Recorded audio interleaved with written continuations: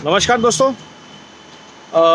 कल युवराज ने वीर सावरकर जी के बारे में कुछ जैसा कि उनकी भाषा है वैसी टिप्पणी करी और ये भारत जोड़ो की उनकी इंटेंट है कि भारत के जो सच्चे स्वतंत्रता सेनानी हैं जिनको इन्होंने इतने साल तक ढके रखा नेहरू और गांधी जी के नाम पे, कि उन्होंने ही कराया जो कराया, बाकी सब किसी ने कुछ नहीं किया देश के लिए, देश की आज़ादी के लिए।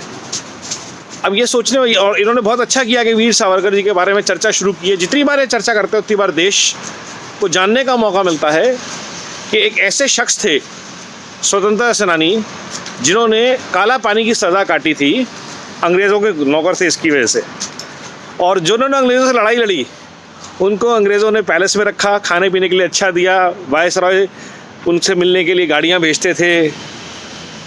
और हम लोग बेवकूफ़ हैं, हमें कुछ समझ में नहीं आया किस कांग्रेस के नेता की कभी लाठी पड़ी, कौन सा कांग्रेस के नेता को गोली पड़ी, कौन से कांग्रेस के नेता शहीद हुए गांधी नेहरू के राज में या इनमें से।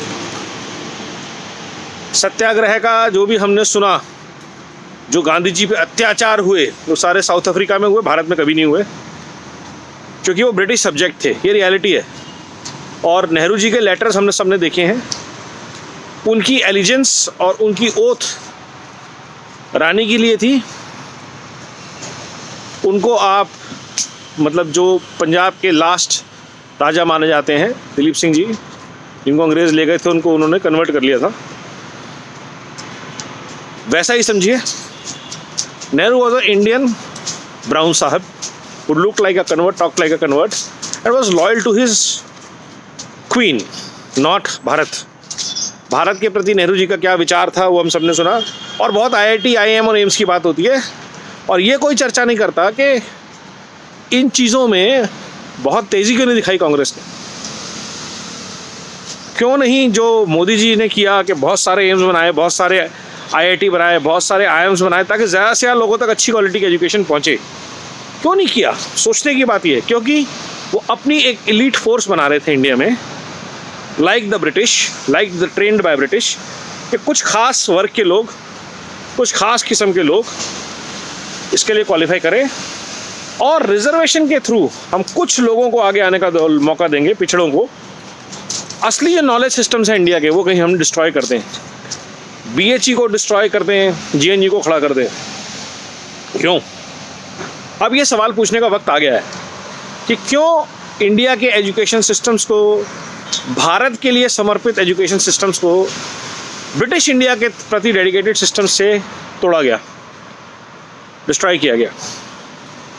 और ये जो कंट्रोल्ड मैकेनिज्म था कांग्रेस का कि हमारे माइंडसेट के लोग, हमारे ही सोच के लोग, कांग्रेस के प्रति लॉयल लोग ही अपनी हिस्ट्री लिखें, अपना कल्चर बनाएं ताकि देश के सामने कभी सच्चाई ना आ पाए, और फिर भाजपा का उदय हुआ और नरेंद्र मोदी प्रधानमंत्री बन गए। वाजपेयी अडवाणी जी आवाज़ उठाते रहे लेकिन कभी वो इतनी दृढ़ता से, इतनी मजबूती से नहीं आ पाए क्योंकि पहली बार देश ने डेमोक्रेटिक तरीके से एक नेता को चुना जिसने देश की दशा और दिशा को, दोनों को स्पीड दी है, डायरेक्शन दी है और एक भारतीयता की सोच से जोड़ा है, संस्कारों से जोड़ा है। और ये दर्द सबसे ज़्यादा कांग्रेस के इकोसिस्टम को हो रहा है, जो राहुल गांधी की यात्रा में दिख रहा है। भारत जोड़ो के नाम पे वो सिर्फ मोदी पर अटैक कर रहे हैं। जो गरीबी उनकी माँ नहीं हटा पाई, उनका बाप नहीं हटा पाया, उनकी नानी नहीं, दादी, कोई नहीं हटा पाया, उस गरीबी का वो आज जिक्र करते हैं, उस बेरोजगारी का जिक्र करते हैं जो 60 साल की कांग्रेस के शासन की देन है। और आबादी का जिक्र नहीं करते कभी भी क्योंकि आबादी उनका छुपा यंत्र है, वोट बैंक है। और ये चीज़ें हैं भारत ऑब्जर्व कर रहा है, जिसका जवाब भीड़ आती है राहुल गांधी की यात्रा में ज़रूर। कांग्रेस के लोगों के लिए एक्ट्रेस को लाना पड़ रहा है, उनको सेलिब्रिटीज़ को लाना पड़ रहा है पैसे दे के कि भैया वहाँ पे आ जाओ, थोड़ी भीड़ इकट्ठी हो जाए। ये हाल हो गया है भारत जोड़ो यात्रा के नाम पे। कांग्रेस का गुजरात में क्या हाल हो रहा है सब देख ही रहे हैं, हिमाचल में क्या होने वाला है वो सबको पता ही है। और एक अंग्रेज़ों की बनाई हुई पार्टी जो देश पे अंग्रेज़ों के जाने के बाद 70 साल तक राज कर रही थी, उसको उसकी जगह भारतीय जनता पार्टी ने, भारत की जनता और उनकी पार्टी ने दिखा दी है। ये रियलिटी है, इसको कोई चेंज नहीं कर सकता। तो मेरा सो कॉल्ड कांग्रेस के लोगों से अनुरोध कि अगर आपको भारत को जोड़ना है तो भारतीय जनता पार्टी से जुड़िए। कांग्रेस भारत को जोड़ने के लिए, भारत को तोड़ने के लिए मशहूर है। भारत को जितनी बार तोड़ा गया है और तोड़ने की कोशिश की गई है, उसमें हमेशा कांग्रेस का योगदान रहा है। सबसे बड़ा उदाहरण पार्टीशन था। अगर कांग्रेस नहीं चाहती तो देश का विभाजन नहीं होता, ये हकीकत है। आप किसी भी हिस्टोरिकल डॉक्यूमेंट में चेक कर सकते हैं। तो भारत को तोड़ने के लिए जिस शक्ति ने सारी ताकत से काम किया है, उसका नाम है कांग्रेस। इनसे बचें।